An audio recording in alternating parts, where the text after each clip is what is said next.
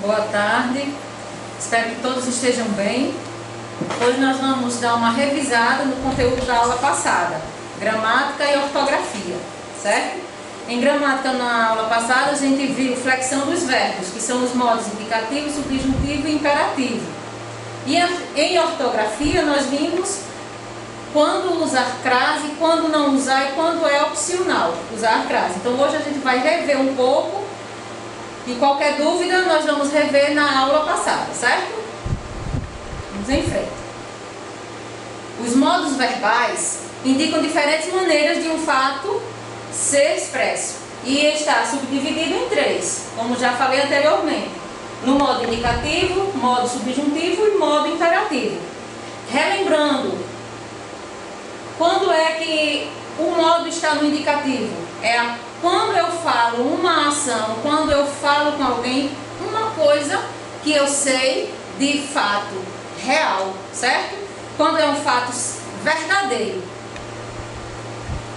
E o modo subjuntivo é um fato quando eu não tenho certeza, é um fato que me deixa dúvida, certo? É uma hipótese, é algo incerto.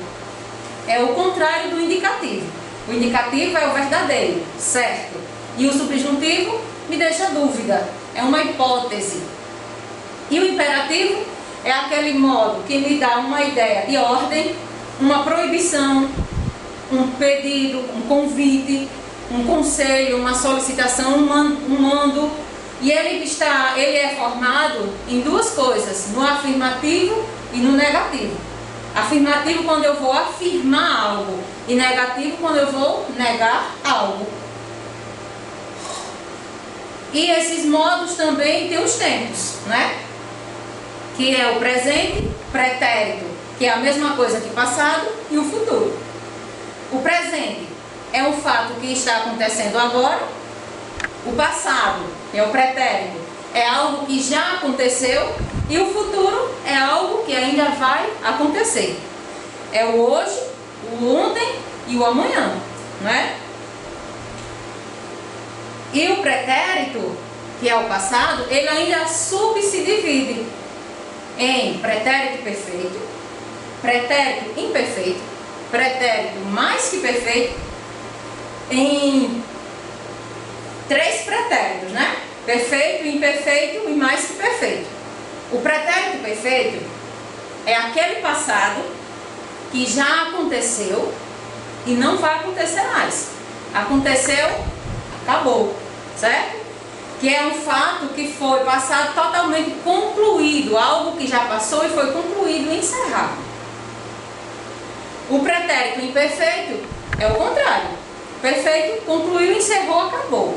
E o imperfeito passou, mas pode acontecer, tem continuidade no fato pretérito imperfeito. É um processo passado não totalmente concluído, ou seja, passou, aconteceu alguma coisa, mas ainda tem continuidade depois.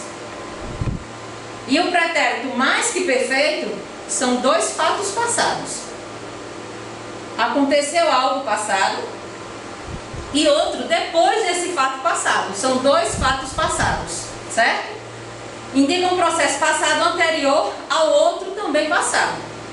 Aconteceu um passado agora recente, como por exemplo ontem, e outro fato anterior de ontem. São dois fatos passados.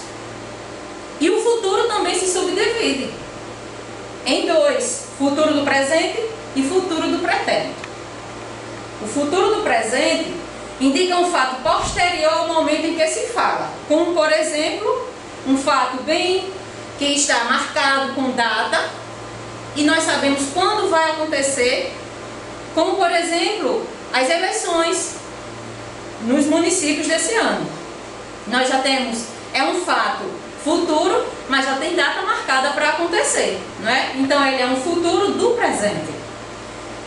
E o futuro do pretérito indica um processo futuro tomado em relação a um fato passado. Como temos aí no exemplo. Ontem você ligou dizendo que viria ao hospital. Mas isso quer dizer o quê? Ontem alguém ligou falando que ia talvez fazer uma visita a alguém que era no futuro, ir fazer a visita no futuro, mas não foi, não aconteceu. Ok? Qualquer dúvida, vocês vão reassistir os vídeos da aula anterior, tanto de gramática quanto de ortografia. E qualquer outra coisa, manda mensagem perguntando no privado. Nós vamos agora ver aqui a parte de ortografia, que foi a parte da crase, certo? Quais são os casos obrigatórios de crase? Temos aqui um esquema mostrando quando é que se é usado obrigatoriamente o uso de crase.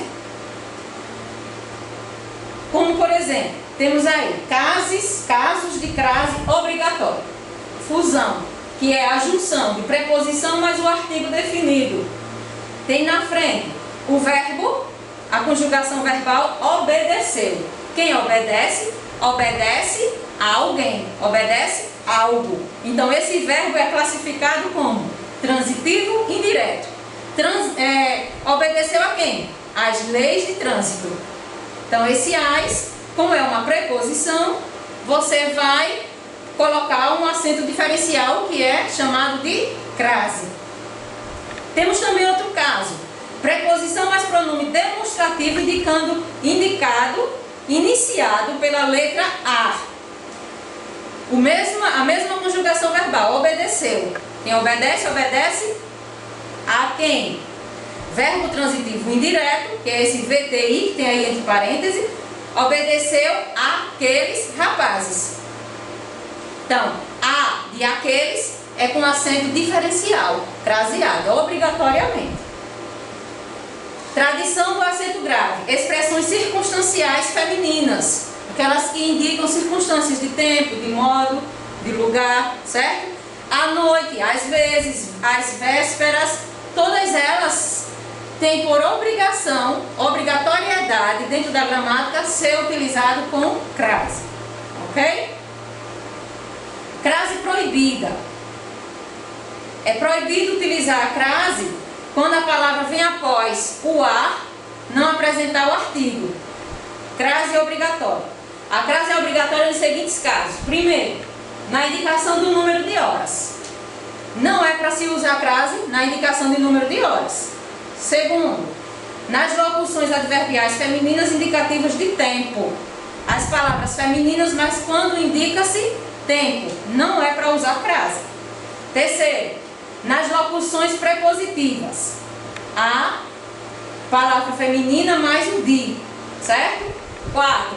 Nas locuções conjuntivas. A palavra feminina mais que. Também não se usa crase. É só ficar atento a essas dicas que a gente vai aprender a utilizar a crase. Agora, finalizou aqui e vou mostrar para vocês a nossa atividade da semana. Ok? Vou aumentar aqui. Vamos ver se fica melhor. A data da entrega vai ser no dia 13 do 11, para não ficar muito corrido para vocês, por causa dessa atividade dos outros professores. Primeiro, vamos ler esse textinho que está aí, certo? É pequenininho. Depois, você vai analisar as questões e marcar apenas uma alternativa. Qual a finalidade do texto? Você vai escolher uma das alternativas e marcar um X. O 2, observe, ninguém acredita quando o mentiroso fala a verdade. Então, vai analisar essa oração e vai identificar os verbos e o tempo que ele se encontra. Quem é o verbo e em que tempo ele está?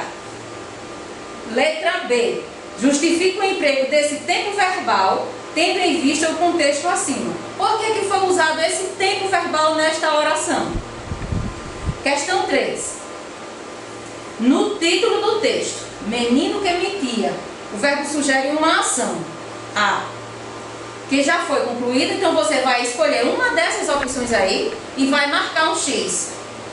A ação desse menino foi em que tempo? Certo? Questão 4. Em ele vai comer minhas ovelhas, a locução verbal indica uma ação em qual tempo? Agora responda. Qual verbo poderia substituir essa locução verbal? Qual verbo eu poderia usar para colocar no lugar dessa vai comer. Agora vamos à atividade de ortografia.